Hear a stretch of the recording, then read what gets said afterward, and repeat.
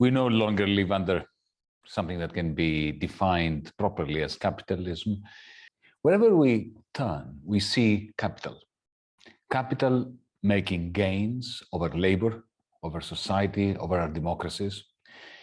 And here I am with an outrageous thesis that capitalism is on the way out. So people from all over the political spectrum are recognizing that we're in the end of capitalism. The only question is what comes next. Some theorists are already arguing that capitalism as we know it is gone. We've transitioned into a new era. Whether you call it technofeudalism, rentier capitalism, or data colonialism, the problem is the same. Large companies run our lives. They control our opinions, take our data, and continue to gain power within the government. But is this anything different from what we've already seen? Is it really such a dramatic change that we need to make new terms to justify this period of time? Or did the theories of Marx and his successors already predict this moment? Yanis Varoufakis wrote Technofeudalism in order to support his claim that capitalism is dead and a new system, a form of neo-feudalism, has replaced it. Varoufakis claims that the essential tenets of capitalism are no longer being adhered to, and in its place, a system different than we've ever seen. Specifically, this is happening within the digital world. On the internet, we are being constantly controlled by a few companies, where they function as feudalist states rather than profit-seeking corporations. The age that once fueled innovation is over. Now we provide our labor for free, in the form of data, in order to be included in the online world. But is this a correct analysis of what's happening in the digital world? Is this really a new system, or just a further continuation of capital? At the core of this book are real problems that I believe are inherent within capitalism. I'm not a believer in this book, but my critiques aren't ones of denial either. Rather, I think the issues he attributes to feudalism are capitalistic in nature. I believe the shortcomings in this work is due to a lack of ability to attack our capitalist system. Varoufakis instead creates a new enemy, one of a new age that I don't believe is warranted. Because of this, his solutions are lackluster and inevitably fall back into neoliberal ideals instead of something more radical. That's what we're going to talk about in this video. I think terms like rentier, but I don't think that reframing our current system as a neo-feudalist state is warranted, nor do I think it's very productive. Especially coming from an author that is a self-described Marxist, I find it extremely disappointing that this work is so lackluster. I thought the first chapter of this book was excellent. It's a great introduction to historical materialism. Varoufakis uses the Middle Ages as a great explanation as how civilizations develop over time due to their material conditions.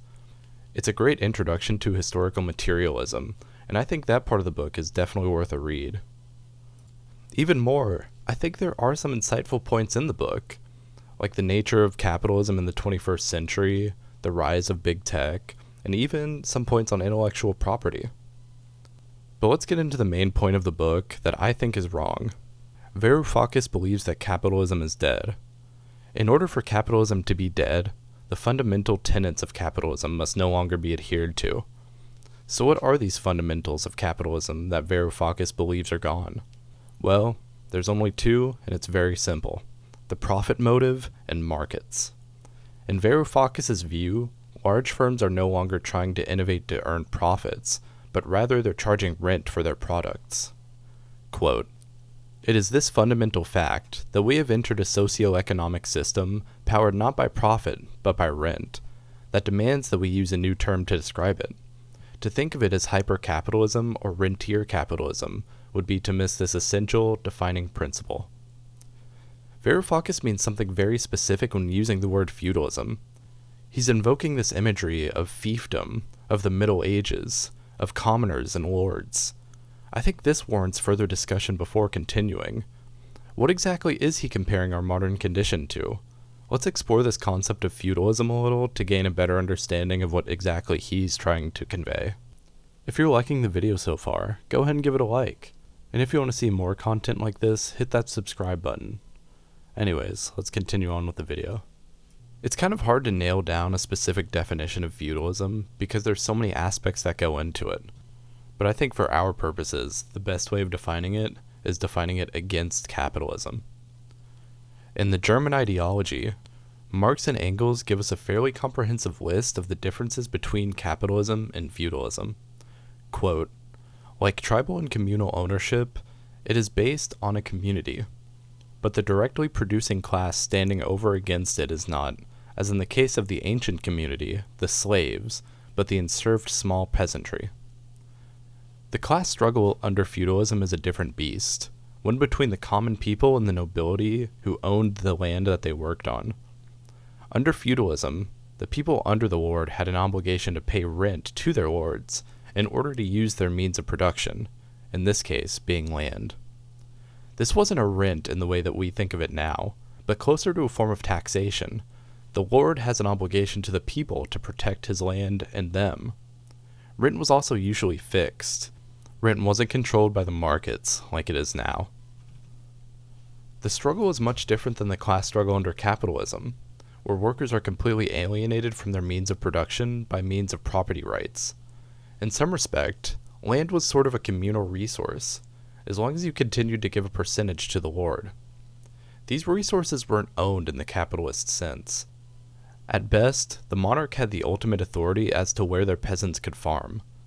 Natural resources were owned communally. There was only an obligation to continue giving produce to the lords. The organization of land and labor, quote, was determined by the restricted conditions of production, the small scale and primitive cultivation of the land, and the craft type of industry. There was little division of labor in the heyday of feudalism. This is where I think the differences get really interesting. One of the main principles of capitalism is the division of labor. Imagine a car factory where every person is making a full car by hand, instead of one person specializing at one task over and over again. This is the big difference between the feudal division of labor and the capitalist one. Profits, and therefore efficiency, were not a tenet of feudal life. Under feudalism, there was no innovation, there was no wealth accumulation. Rent payments were usually either labor on the lord's land or crops for the fiefdom. There were no markets, no comparative advantage. Trade was heavily regulated by the lords. This is the opposite of the core tenets of capitalism. So if Varoufakis is correct in his assessment of the digital economy and the lack of these tenets, his prescription of technofeudalism could be correct. I know that was a lot of weird talk about the intricacies of feudalism, and it's really not all that important, but I think we should really start a solid foundation for what Varoufakis is arguing. A lot of the details really aren't that important. I just want to make sure that everyone's kind of on the same page when we're talking about feudalism. The main difference between feudalism and capitalism, at least it should be in the eyes of the left, should always be the means and the mode of production. Instead of getting bogged down by all these definitions of serfs, of lords, and attempting to use some moral framework in which to view the class struggle, we need to just keep focusing on the basics. For Varoufakis to prove the reign of technofeudalism, it must be shown that tech companies are not working on the basis of profit. It must also be shown that these companies are removing markets from the equation. On top of that, the relationship between the workers and their production must be shown to have changed. In the New Left Review, Yevgeny Morozov wrote a critique on the concepts of technofeudalism in his article aptly named Critique of Technofeudal Reason. His first point is that the term is used as nothing more than clickbait, a way to get more eyes on what Varoufakis is trying to say. Quote, the actual connection to historical fascism or feudalism might be tenuous, but the wager is that there is enough shock value in the proclamation to rouse the soporific public from its complacency. Plus, it makes a good meme. The hungry crowds on Reddit and Twitter love it. A YouTube video of a discussion on technofeudalism by Varoufakis and Slavoj Zizek garnered over 300,000 views in just 3 weeks. Hey, why do you think I used it in the title? Garnering an audience is undoubtedly part of this equation. Nobody is going to read a 500-page critique of the capitalist practices of tech companies, but they might read it if they're under the impression that a serious sea change has occurred in the economy. Before we get too much further, we should have a discussion about capitalism, its core tenets, and how production is done under it. The International Monetary Fund, probably the single most supporter of capitalism, has a great page on their website explaining the principles of it, and who better to hear it from than one of the strongest supporters? They list their pillars of capitalism as private property, self-interest, competition, a market mechanism, freedom to choose, and the limited role of government. Although I would argue about the last pillar, especially with Keynesian economics, I think the rest of it is a very good list and a good summary of the principles of capitalism. This list also brings in a few interesting points that Varoufakis leaves out in his analysis of the tech industry, especially those ideas of competition and freedom to choose. This is the pillar that Varoufakis doesn't contend enough with, at least in my reading of the text. The point, of course, is addressed, but I'm not sure he realizes how big of a deal these points are in the dismantling of his arguments. In fact, he continues the fiefdom metaphor to argue that competition is part and parcel of feudalism. Quote, "Battles and rivalries like these, leading to the rise and fall of fiefs, were part and parcel of feudalism. At times, it took considerable effort to keep fiefs from falling into decline or conquest, especially after 1350, when the Black Death created acute labor shortages and serfs were able to leave one fief and migrate to another. But we should not confuse rivalry between fiefs with market-based competition." Varoufakis is freely admitting that one fundamental principle of capitalism is here, competition. Fundamentally, I disagree that these battles are anything different than the marketed action. The migration from Facebook to TikTok was inherently a capitalist venture. Through marketing campaigns, providing a product that some people felt was superior, and better content, the better product won at the market.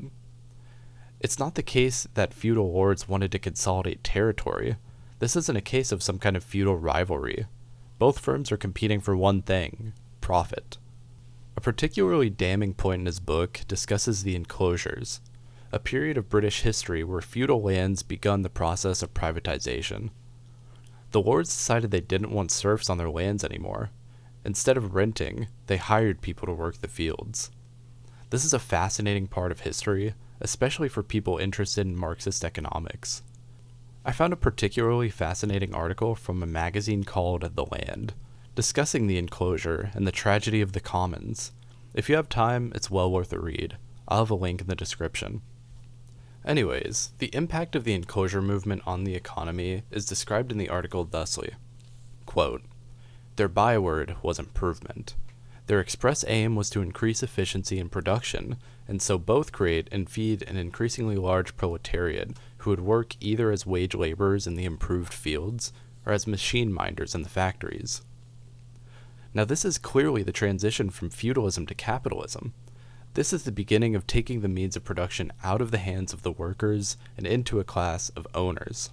When the land becomes private property, and this private property is owned by a few individuals, it brings rise to the capitalist system of efficiency, of production, of profit, and of wealth accumulation. However, Varoufakis describes the opposite process in his writing. Quote, "As with the original enclosures, some form of fence would be necessary to keep the masses out of such an important resource. In the 18th century, it was land that the many were denied access to. In the 21st century, it is access to your own identity. With every day that passes, some cloud-based corporation, whose owners you will never care to know, owns another aspect of your identity." I find this to be particularly revealing. He's describing the process of enclosures in a way that creates more feudalism. Now, I'm certainly not saying that his analysis of the surveillance apparatus is wrong. I also don't like the fact that these tech companies know so much about us. However, I don't believe that this is what constitutes feudalism. If we were just using this analogy of digital enclosures, wouldn't this simply be a higher version of capitalism? Because capitalism must continue to create profits, the internet was a world rife for exploitation. At one point, the internet was anarchical. At one point, it was a shared resource that was filled with small projects, personal websites, blogs, and a decentralized web. However, it was just a matter of time before capitalism began to expand to this frontier, because that's what it does. Now, the internet is extremely centralized. How many websites do you visit a day? 5 or 6? This isn't because our feudal overlords forced us to gather in communal property. This is fundamentally because of the necessary expansion of profits under capitalism. When there are no physical products that someone can sell on the internet, what product can be obtained but data? Data has been used for a long time to make money in the form of marketing. This is simply an expansion of a system that's already in place. The consolidation of capital into the hands of a few is inherent within capitalism. Let's not continue to pretend that this is kind of a radical shift from what's been going on throughout history. The enclosures of the 18th century marked a transition from feudalism to capitalism. Today's digital enclosures reflect a further evolution of capitalism. Lenin, in his text Imperialism, the Highest Stage of Capitalism, begins it by saying, quote, "The enormous growth of industry and the remarkably rapid concentration of production in ever larger enterprises are one of the most characteristic features of capitalism." This text, a major work in the Marxist tradition, has correctly framed the issue at hand over 100 years ago. Nothing about capitalism has fundamentally changed, certainly not to the point of needing a new framework to tackle our ongoing issues. Further in his book, Varoufakis defines the users of digital platforms as cloud serfs, or unpaid individuals that continue to give data to these platforms with no return on our production. Because of this, we continue to produce cloud capital. Quote, "Still, the harsh reality remained. At the end of the harvest, the landlord would send for the sheriff to extract the lion's share of their produce, without paying the serfs a penny for it. So it goes with the billions of us unwittingly producing cloud capital. The fact that we do so voluntarily, happily even, does not detract from the fact that we are unpaid manufacturers."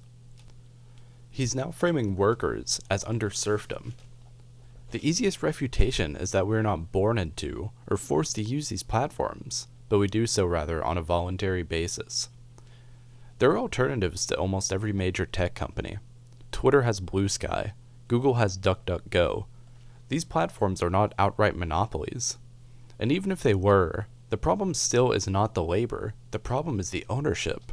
This is just capitalism. The owners are exploiting the means of production of the workers in order to extract value from their labor. Under capitalism, workers do not own their labor. We sell our labor to gain money, much as we sell our data to gain access to social media.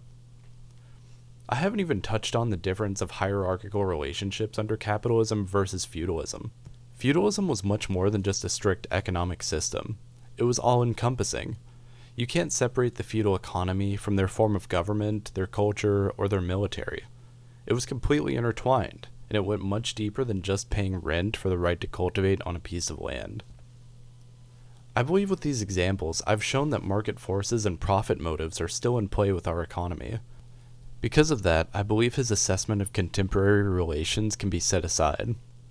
And now that I've discussed these things, along with the nature of labor under capitalism, there's still a couple more things to discuss, one of them being the nature of rent in our current economy. I find Varoufakis' discussion of rent to be the most interesting part of the book. Maybe it's because I found the book Rentier Capitalism to be a much more compelling argument than the ones presented in this one, but I see the idea of rent being a serious problem. Varoufakis has some slightly different ideas than Rentier Capitalism, coming up with this idea of cloud rent. Quote, "The result was a global smartphone industry with two dominant cloudless corporations, Apple and Google, with the bulk of their wealth being produced by unwaged third-party developers, from whose sales they are extracted a fixed cut.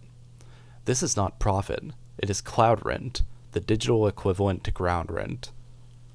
Again, I want to stress that I don't find fault in Varoufakis' identification of issues. I don't like this concentration of power in just a few companies, but I find some serious issue with his framing of this being anything but capitalism. These stores are still operating as markets. Even if they're using our data to target certain apps to us, this does not exclude them from being a market. These companies are acting as middlemen, something that Marx writes about in Capital. Quote, "Merchants' capital, therefore, does not create either value or surplus value, at least not directly. Insofar as it contributes to shortening the time of circulation, it may help indirectly to increase the surplus value produced by the industrial capitalists. Insofar that it helps to expand the market and affects the division of labor between capitals, hence enabling capital to operate on a larger scale, Its function promotes the productivity of industrial capital and its accumulation. Everything that Varoufakis is writing about is not only not new, but was predicted by Marx and his contemporaries. And that's my main beef with this book. He can point out all of these inherent problems with capitalism that have been written about for over a century, then act as if he's the one that discovered this new way of being. Our economic moment, like any other one, is definitely unique, but we are not living in a feudalist economy. We are just living in a heightened version of capitalism that is now dominated by the digital space. If Varoufakis would have read Lenin's Imperialism, the highest stage of capitalism, everything that he's writing about would have been shown obsolete. Another main point of technofeudalism that I didn't really touch on, mainly because I found it boring and not worth the time to refute it, is his assessment of public money going to corporations. Specifically, the bailouts from the 2008 financial crisis to Varoufakis is what put us into feudalism. When the government bailed out the banks, they were given tons and tons of money for nothing in return. And for some reason, this is indicative of feudalism and not a failure of capitalism. Lenin writes, quote, "During periods of industrial boom, the profits of finance capital are immense, but during periods of depression, small and unsound businesses go out of existence, and the big banks acquire holdings in them by buying them up for a mere song, or participate in profitable schemes for their reconstruction and reorganization." Lenin is describing monopolization. When times are tough in the economy, businesses react by buying up other businesses so that when the time comes for the economy to boom once again, more profit is made.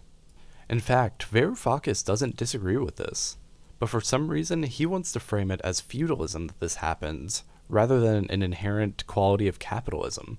Quote, "The central bank's anguish was the cloudalist's delight.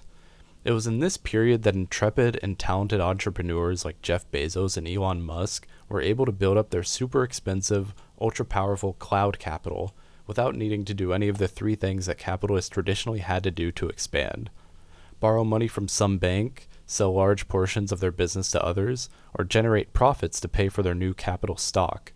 Why suffer any of this when central bank money was flowing freely?" I think the framing of this system being feudalist is dishonest.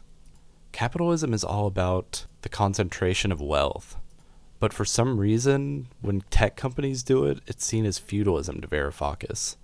I think the points about the central banks and the giving of money in 2008 are just really strange. And maybe I didn't understand them enough to really get what he's trying to say, but I don't think it's a convincing argument for feudalism. Another thing I found very weird about this book was the glorification of Elon Musk. As a Marxist, why are you attributing genius to someone just because they're rich? Quote, "Brilliant and flawed, combining rare engineering talents with ridiculous public displays of ostentation, Musk is our era's Thomas Edison." This is kind of a tangent, but I find it extremely strange that this is a book written by someone who, by all means, should be highly critical of this person, especially after he bought Twitter and we get to see a 24/7 stream of consciousness from Musk.